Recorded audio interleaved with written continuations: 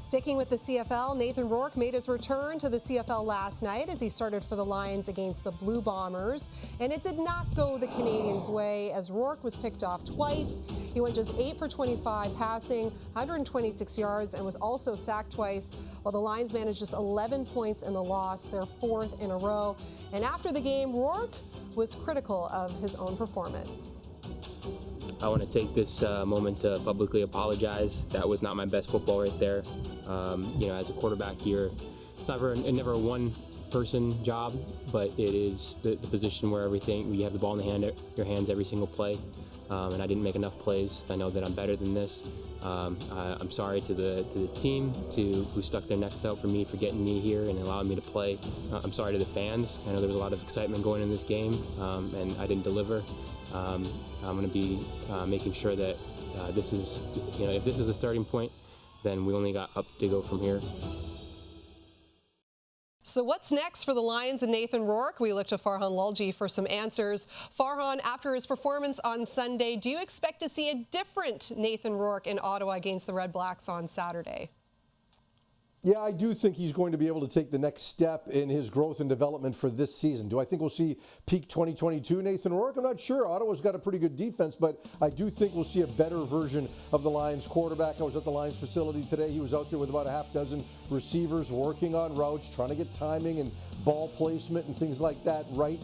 The one thing with Nathan is he doesn't believe in taking a break to try to figure this out and to decompress despite all he went through last week. He just wants to get back at it and grind and into the film room. So it's going to be a short week for them. They'll get 2 full practices on Wednesday and Thursday. We'll see if McInnes and Hollins are able to practice with him so those two can build that chemistry. But I do think we'll see a better version of him in the nation's capital on Saturday.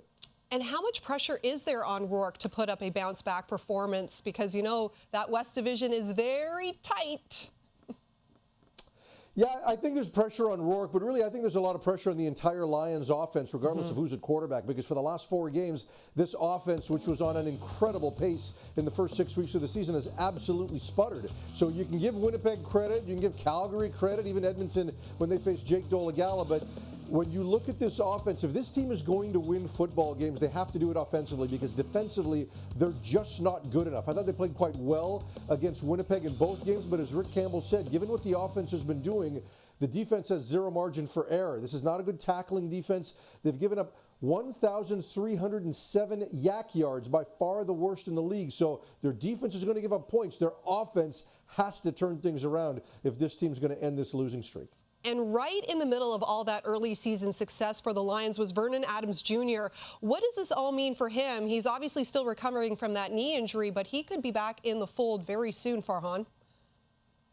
Yeah, absolutely. And I think, Laura, there was a point in time before Nathan Rourke got acquired that this was the game they were targeting to get Vernon Adams back. But at that point, it might have been a bit of a rush, and Touchdown Pacific might have been a more realistic return to the lineup for him. So if Nathan Rourke doesn't play well this week, Vernon Adams is going to be ready to go at some point in the next couple of weeks here. And I think the entire team and the coaching staff has faith in Vernon Adams. I think the expectation was if Rourke hit it out of the park right away, that he probably gets to carry the ball a little bit longer. But if he doesn't, Vernon's going to be there, and I don't think they're going to be afraid to go to him. I don't think this is going to be any kind of a quarterback controversy situation. Both players have full respect for one another. They want each other to succeed, but I think everybody does expect at some point in time this season that Adams will play again. So whether that's sooner or later remains to be seen, but he's close. Again, probably not this week, but next week I fully expect him to be ready.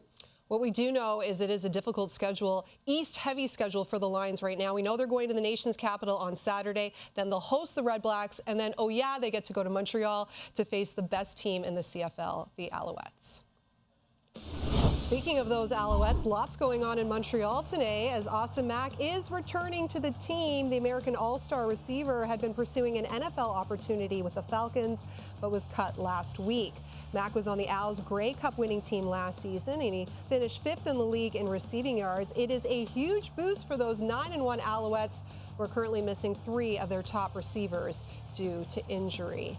Be interesting to see if Austin Mack is in the lineup this week when the Alouettes play host to the surging Edmonton Elks. But Week 12 in the CFL officially kicks off with that Riders-Argos game.